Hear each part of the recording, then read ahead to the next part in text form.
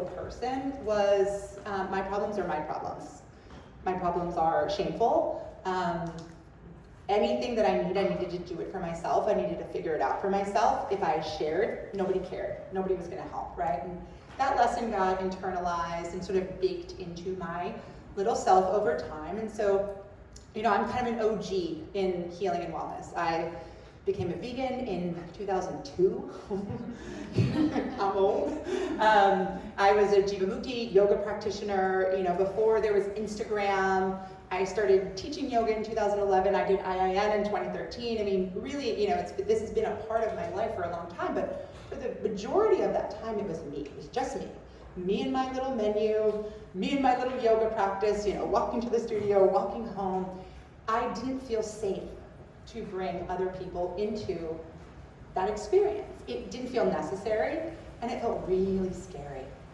It felt like nothing good's gonna come of this.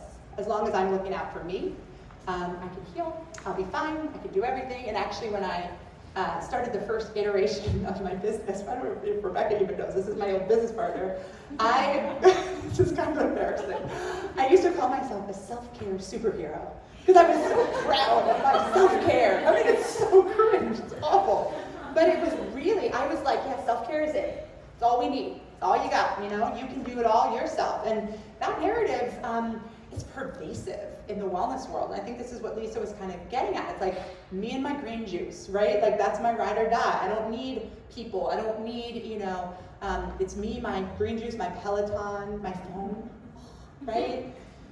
And, the things that we pick up as children, as adolescents, I speak sometimes about the 3 Ps, parents, programming, and peers, right? Those are the things that can kind of get in the way of our original essence, who we came here to be, the light that we came here to shine.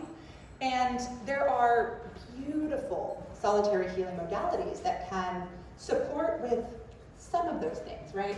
Everyone's heard of, well, maybe not, but this room probably has heard of reparenting as a framework. I'm a somatic experiencing practitioner. I love trauma healing. I love one-on-one work. I love, like when she was like, we're gonna all arrive in our bodies.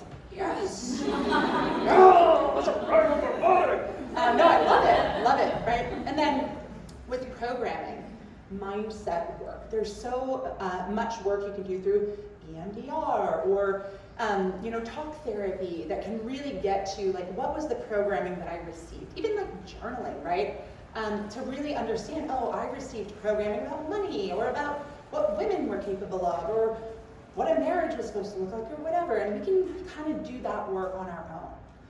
But the peers part, right? If we were not maybe in peer groups that showed up with love, I know I have some screwed up memories of groups of mostly girls judging and ostracizing where, you hold in because you don't feel safe. You don't feel safe in that group setting. You don't feel as though your whole self is going to be received. You're not around people who reflect your light back to you, right? And I'm in this room and there's a mix of, there are some people I know really well in this room that I love so much, that I know me, and there's some people that I don't know at all, right? I have no idea what you might perceive about me, what you might have come in thinking, oh, this lady, she's gonna talk, why is she wearing that dress? It's raining, right? Right? But the way that healing works is through, has anybody heard the term titration? Titration. So in trauma therapy, it's like you dip a toe in the water of something scary, and then you pull it out and you're like, okay, didn't die, right? And then maybe you put your ankle in, come back out, okay, didn't die, right? We're not like doing exposure therapy, we're just dunking your head in the cold water and hoping that it doesn't re-traumatize you. When it comes to finding safety in groups, regardless of what you experience, because I think all of us have different levels of this type of person intimidates me, or this type of group setting, or maybe it's being up on stage, or maybe it's, my body in a gym or in a group workout class. I hear that a lot. When I go to Pilates, I feel like very self-conscious, like, oh, you're there to move your body, baby. Like, you cannot be in there thinking, Oh, what about, this lump or this whatever? The way that we repair is not, unfortunately, something that we can do by ourselves, right? If your experience of group, of community, was not what you needed to receive when you were younger, the way that you repair is by being in groups like this, where you get to turn to somebody that you're like, I don't know you, let's read a mantra, okay. And then, 2 minutes later, you're like, oh no, we have to stop talking. I have to listen to this lady talk. I wanted to chat with my neighbor, right? 2 minutes ago, that was a stranger. Maybe you even felt a little, and it's not introvert, extrovert, because, I've probably been an quote-unquote extrovert my whole life. Didn't mean my social anxiety wasn't crippling, right? Didn't mean that when I walked into a group setting, I felt like, gotta dissociate, gotta drink 4 glasses of wine, right? You never know what someone else is experiencing. So when you show up and give people the energy of, you belong just as you are, it creates a safety in their system, in their nervous system, that then allows them to feel safe with you so you can feel safe with them. Ventral vagal system, people have heard of this? Yeah. She's my client. She's like, oh yeah, all about that. So, there's a lot of nervous system talk in the wellness world now, right? What do people talk about? Regulate. Do your tapping, do the whatever. I don't even know what they say, because all of it, I kind of try to scroll past. One of the most important parts of nervous system health is co-regulation. And not just with your one person, that's great, very important, or animals are the best. But to be able to enter a group, to be able to say to your nervous system, hey, I can feel a little bit, whoop, and then I can receive signals of safety, signals of belonging, right? I just wrote a Substack, shout out my Substack, about shame and how when we experience, there's enough people here that get my humor that I'm just like, I'm just gonna go for it. Shame, right? It is such a primal feeling. It's such an icky feeling. My friend back here got a mantra card about shame. Will you read what it says? Yes, I will. Yeah, someone's gonna read it. It says, I let go of shame and embrace self-trust. Yeah. So shame is this deep, ancestral thing that is related to shunning, the practice of shunning. Remember back in the day when they used to send the weird witchy women to live on the outskirts of town or stone people, right? That fear lives within us. If anyone's followed the work of Gabor Mate, right? What does he say? As a child, we care more about belonging than authenticity. And so we sacrifice who we came here to be so that we belong, so that we can fit in, so that we can be accepted, so that we don't at a very primal state, it's like life or death, especially when you're tiny. And so groups like this allow us to reclaim our authenticity, which allows us to reclaim our fullness, which allows us to do what we came here to do in the first place, which is shine, right? Not that everyone wants to be a founder or a speaker. Maybe you are a creative or a thinker or just really quirky, or there's something in you that you want to express. You want to express more consistently, more fully, more freely. And if you can only do that in privacy or with 1 or 2 people, that sucks. It's just, it cuts you off from an experience that you deserve to have, right? An experience that you deserve to have. You deserve to feel embodied and comfortable. And not everyone, right? You don't need every single person, right? That's never gonna happen, right? There's always going to be groups or groups of people or situations where perhaps they don't deserve all of you, right? They get the little, at your office. You don't need to necessarily bring your whole self to work every day. Controversial statement. But you want to have groups of people where you can explore all the aspects of you, where you can show up and be, maybe not what people expected. Oh, I wasn't expecting you to be like that. Oh, you're into horseback riding? Cool, right? It allows us to be in the world in our fullest expression. And going back to, it's not just about us, right? Great, I'm my fullest expression. Well, what happens from there? There's a trend on Instagram, maybe TikTok, I don't use it, but about the butterfly effect, right? Like this has been going around, the butterfly effect, da da da. Every moment of your life can be a freaking butterfly effect, right? Like Lisa getting up here and being like, I was talking about this for however many years and now I did it, right? Or me being like, I used to be scared shitless and now I, whatever, kind of am sort of not. Maybe that is something that one of you guys needed to hear, right? And maybe 2 weeks from now or 2 years from now, you're not like, oh, I've been talking about this thing too long. I'm gonna launch it, right? Every moment of your life can be a butterfly effect. And it could be small, it could be big. Like, you can really go through the world and think, there's that Marianne Williamson quote. I don't know if she really was the one who said it, but about, when you let your own light shine, you unconsciously give people permission to do the same, right? Did she say that? Yes? She did? Okay, cool. Great. She didn't plagiarize someone. Gotta check on that these days. If you are somebody who is more other focused, or if you're somebody who maybe gets in your own way a little bit, right? Who feels like, who am I?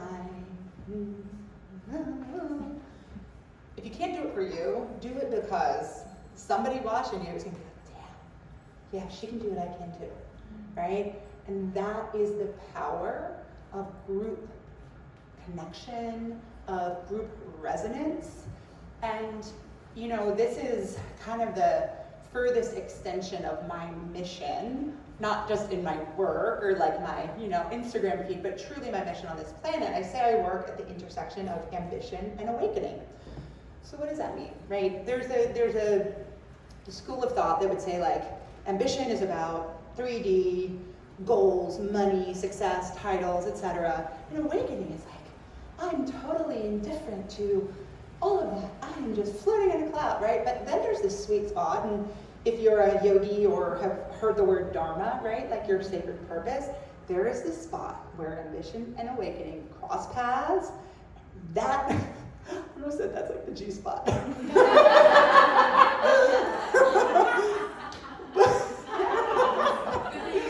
kind of, I said it, I stand by it. There's that place, right? What? No, I'm not going to stop laughing. What if we could all be in that place all the time, right? And encouraging other people to be in that place all the time. Yes, right? And so that's big, right? That's like I am a stand for me being big, you being big, and whatever that means for you. And every time I come into community with someone, that's all I want to do. I want to sprinkle some fairy dust, walk away, right? And that's something that we can all do, but it doesn't happen until we feel safe enough to show up that way. So it's like this gift we're all constantly giving to each other and getting back, reciprocity, right? Every time I show up and I'm like, hey, I'm cool to be, like, who are you? Right? Instead of like, guarded and cagey, right? Somebody could greet you with a real cold shoulder and a funny look. Move on. Like, it's a mosquito. Brush him away. Find the people who are like, oh, I'm so happy that I caught your eyes in this room. I'm so happy I was seated next to you. I'm so happy we ended up in this room together. The butterfly effect, over and over again.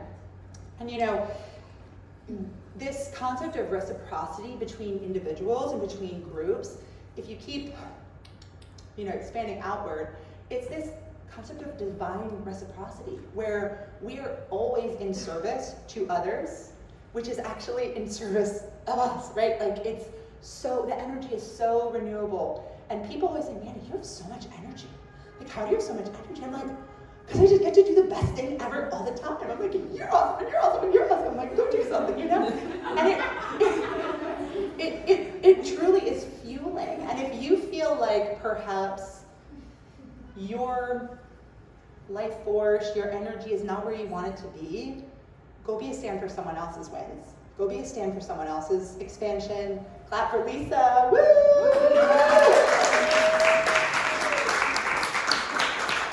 Because, where we need to come in this world, and I'm not going to get dark, but where we all need to come into this world is a greater understanding of what us is. Like, I want to be us with as many people as I possibly can. Anyone who'll have me, basically. Like, let's be us. Because if we're us, we're not us and them. We're just us, and we're caring for each other, and that includes non-human beings, plants, animals, the sky, the ocean, right? And so, when what's the saying about like every time a bell rings, like a fairy gets its wings? Like that's kind of how I want to close this, was thinking that like you stepping into your purpose is not even about you, because you're a drop of usness, right? You're just a little drop. It's, you don't have to be embarrassed, you don't have to be afraid, you don't have to worry about failure, because like, you're just like this tiny little drop of usness in this whole sea of individuals that collectively just want to do their best and have good things happen to each other, right? And so, I want to close in a little bit of a witchy way with just taking a hand, putting it over your heart. And if you want to close your eyes, you can, but you don't have to. And I want you to just think about the divine spark that exists within you, and how that same divine spark, without being even a drop cheesy, like it truly exists in every single person in this room, every single person in this city. Whether they are expressing it or not, that potentiality is there. And so the best way that we can encourage the full expression and ultimate expansion of others is by stepping into our own fullness and expansion.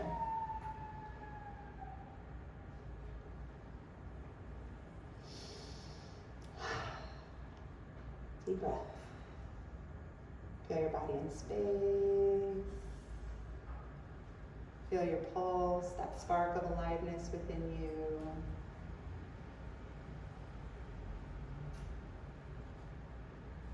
Send gratitude to yourself for all that you've been through, all that you've already healed, all that you are calling in, all that's coming next, all that's possible, all the things you haven't even dared to dream of yet that are already on their way to you.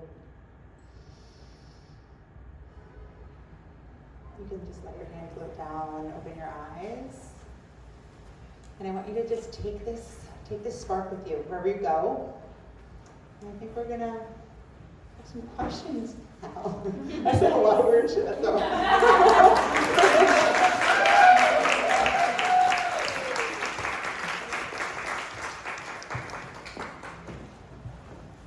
Okay, thank you, Amanda. That was incredible. Lisa.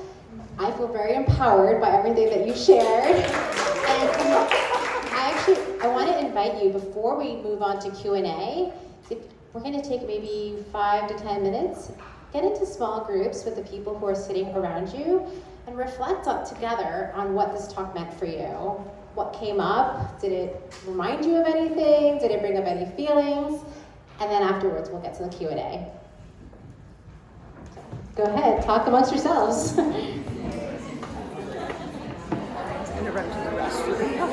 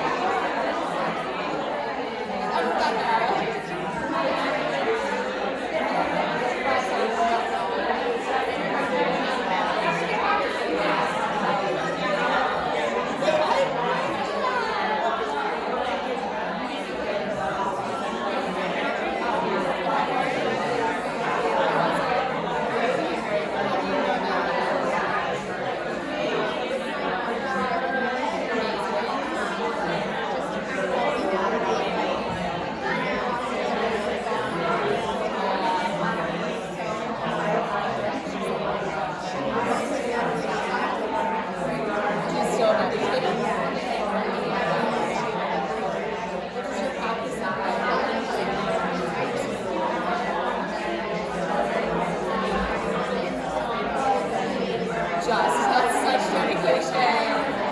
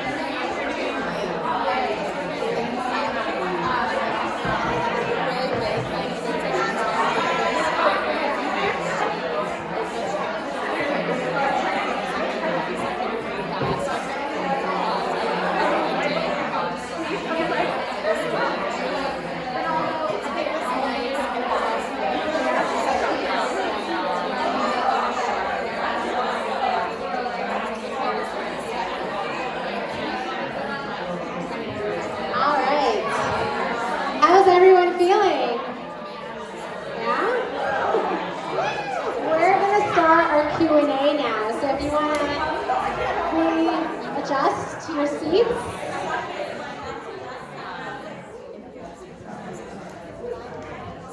All right.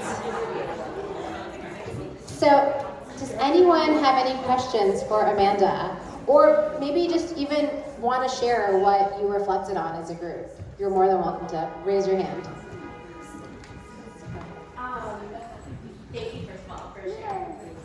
I really loved what you said about the, what do you call it, the intersection between ambition and Awakening. This could be a bit of a word vomit question. Love. But something I struggle with a bit is I'm really early into my career and I'm in a big corporate environment and I have really high corporate ambition for myself. Wealth is something I want and career success is something I want. But I also really prioritize well-being and just kind of disillusionment with a bit of corporate America and hustle culture, like you said.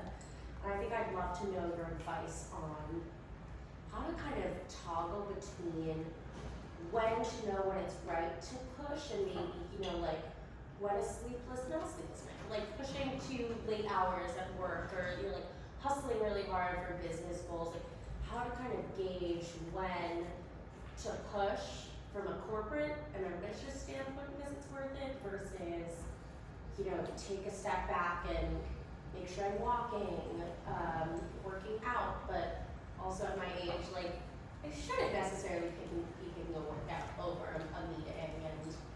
And again, word vomity question. Yeah, no, that wasn't word vomity at all. One thing I would say is that everything gets put in, just like we get put into boxes, everything gets put into a box, like corporate world, right?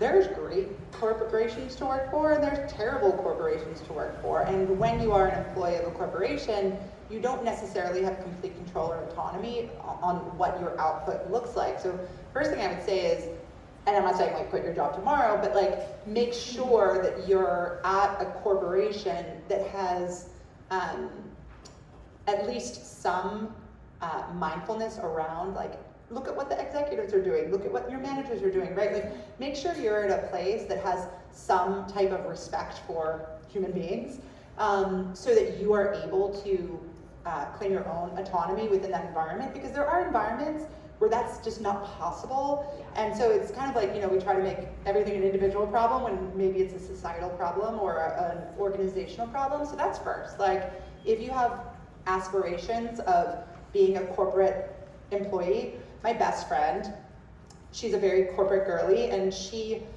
sought out this hedge fund specifically because it has work-life balance, and she, you know, assists all the big, you know, finance guys, but she is out of that office every day at 5 o'clock. She gets 3 weeks off in the summertime. Like, you know, it's reasonable. It's like doable and reasonable. So make sure that you're in an environment that supports you.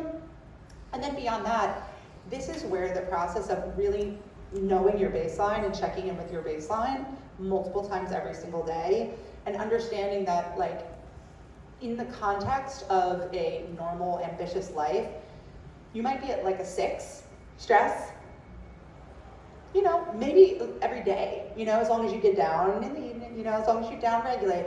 But if you're consistently at like a 7 and 8, your body will start to, and I didn't even tell this part of the story, but I had extreme burnout in my 20s. I had to get heart surgery when I was 28 years old. So I know a thing or two about pushing too hard for too long. It's not worth it, and it will eventually erode your well-being. So it's really about your baseline. Nobody can really tell you like what is too much. The other thing I would say, and kind of the last thing, because I think this applies to everyone, is if you are early in your career, you should have a manager that you can really communicate with. And it doesn't have to be your manager. It could be another mentor, somebody that you can really communicate with, that you can bounce situations off consistently, right? Hey, how would you handle this? What do you think I should do here, right? Because you do need a little bit of practice to really understand how you want to play in the world. But I'm not gonna lie, like early in your career, you do have to put in the work. You do have to become really proficient, if not masterful in something, to move up the ranks, but that doesn't mean you have to self-sacrifice. I also, you're not gonna like this, but I often say to people, like, what's exhausting you? Is it the work, or is it like the bachelorette party on the weekend, right? Like, so really being mindful of screen time, caffeine consumption, alcohol consumption, socialization, everything factors in. And if you really wanna flex up at work, you might have to flex down other things in order to make that sustainable.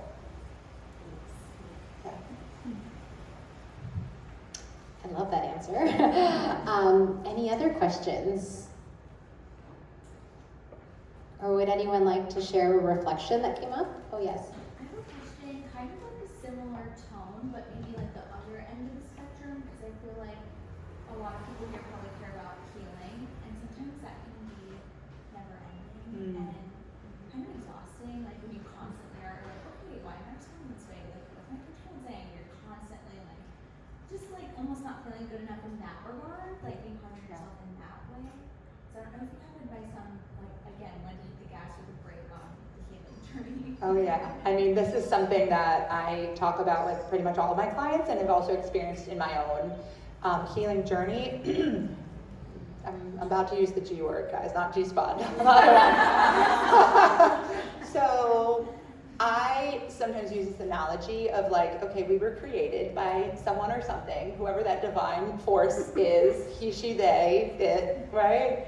I like to imagine that whoever created me is like the most excited parent on the sidelines of the soccer field. Not the toxic parent that's like cursing, but the one who's just like, you know, watching the dance recital like, you know? And like, imagine that that is God, spirit, your higher self, just wanting the best for you in every moment. And with that visualization, which is a little goofy, right? It allows you to not feel alone. It allows you to feel so seen and supported in this like all-encompassing way. And when you do that, you take the onus off of, I gotta fix this, I gotta fix this, I gotta fix this, and more of like, I need to be in witness of my own journey. And so one thing that I think is essential, and I don't know your specific situation, but to not just like you don't want to over exercise, like when people ask me, I'm like, see somebody every like 3 months for like deeper work, and then just like let it settle, right? Like don't be always on the gas pedal, whether it's with, going to see psychics or, doing plant medicine or whatever these things are that we're doing that are trying to force the process. Because what I know to be true is that the curriculum of our life is going to create the opportunities for healing. We don't actually need to force it as much as we think we do. And really coming back to kindness to yourself. What would be kind in this moment? And maybe what would be kind in this moment is just like a nap. Being with someone. I do think healing in community, did Vanessa leave? My dear friend Vanessa is founder of a group that I belong to. Having people that are with you on your healing journey that can reflect back to you can be so powerful to just get out of the mindset of like, I gotta fix this, I gotta figure this out, I gotta fix this, I gotta figure it out. Because the truth is, when things are meant to unfold, it's like nobody wants to hear that, right? Like patience, right? But the kindness, the patience, the nurturing, the love, imagining God on the sidelines being like, I love you, you're so good, you're so talented, I just love watching you, like that warmth and that kind of like feeling held is like such a better energy to be in versus like it's me versus the mountain, because it's not like the most healed people I know are so soft about all of it. Like it's just like it just all falls away, and that's what we're getting. We don't want to be professional healers, like people healing, right? We don't want that. We don't want it to be like a job. We want it to just be an experience. So I hope that was kind of word vomity, but I hope that was helpful. Okay, I'm ready for you. We have one question over here. How do you look great, by the way? I love your dressing. Oh, I got dressed here, so. It's something that's been weighing on me is the pressure of time.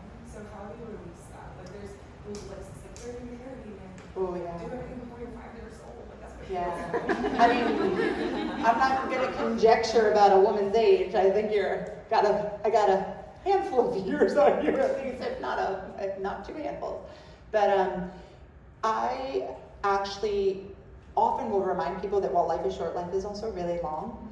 And things are really beautiful when we allow them to unfold in the season where it is more natural for it to happen.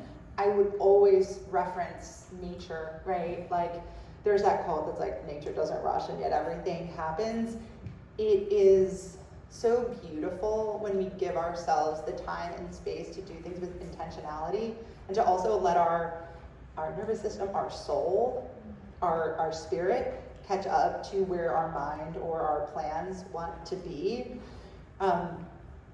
It is also a daily practice. It is not like all these things I'm saying is not like, oh yeah, done, cool, got it, no rush, nature, no. It's like, you have to wake up every day and remind yourself, like I'm getting older, my kids are getting older, there's so many things that I want to do. And I have to wake up every day and put my feet on the ground, the dirt, and feel the trust that I know the unfolding is happening. It's happening. You're doing what you're supposed to do. And then there's times where you're like, am I doing what I'm supposed to do? Right? But if you wake up every day with the intention to really be honest with yourself, there are days when you're like, yeah, I'm doing enough. I'm good. Like, I'm good. The other thing, and this was a mindset shift that was really helpful for me as a parent, is to think about things in terms of like decades. Like, what's my 20s for? What's my 30s for? What's my 40s for? And like, for me, I'm 41, and my kids are at an age where they need me. She knows my son very well. They're so wonderful. But they are neat, and they're mad that I'm here right now. I had to go get some cookies. Like, they're like, you're missing bedtime. So that is so important. And so like my 40s are actually a little bit of pumping the brakes on my career. Not fully, but like I'm at 60% work capacity, not 80 or 90. My 50s, I'm gonna, ramp things back up, maybe write a book, who knows? But like, that's a choice. So really being in choice about like, I'm choosing to do this much today and I'm not choosing. Like I have friends, I have colleagues who, stay up until midnight because they want to get their book published. I'm not doing that. Put my kids to sleep, I'm going to bed. That's what I'm doing. I'm doing enough. I'm fine with that. It'll happen one day, and when it happens, I'm going to be in a place where I can enjoy it. Because, the rush. I rushed through so much. I graduated college early. I don't know what I was rushing for. My nervous system was in survival. Go, go, go, go, go, go, go, go, go, go, right? You don't enjoy it. You don't. And so coming back to that every day, like I'm choosing to do this much. The last thing I'll say, and this is more tactical, anyone who's been my client knows this, I love a timeline. I have this idea, I really want to bring it to life. Okay, you're too busy right now. Put it in the calendar for January 2026 and create a plan so that you know that you're not forgetting about that idea. It's going to happen. I have something I'm launching in the fall that she knows. I've been planning it for so long. Everyone's like, why is it, why? And I'm like, because I have children and I can't launch something I want to wait for after the summer. Literally, I just put it in the timeline so my brain doesn't say, you're not moving fast enough. It's like, no, I'm moving intentionally. So really coming back to that. Yeah. Oh, I'm not supposed to call people. Go ahead, Sally. Go for it. Thank you so much. A question that always comes to mind just every day, it's kind of like a double-edged sword, is where does social media fall, with everything that you spoke of today? Yeah. Because there are pros and cons, but ultimately I'm really worried about where kids are going to be, absorbing so much stuff that's could be good, might not be, and what it's doing to us socially. When you go about coding it, Yeah. and just getting us all in this room today, is considered like, this is something intentional now. It's Right. not something that we do because we're alive. Yeah. I mean, I'll put the kid thing over here. Like, I just put my kids in Waldorf school because I think little brains, it's not good. It's really, I'm so glad that I was like in college when Facebook started and like not, because it would have, with all the problems I already had, I would have been, oh God. Whew. And if the pictures from my teens and 20s were captured, I would probably not be sitting on the stage in prison.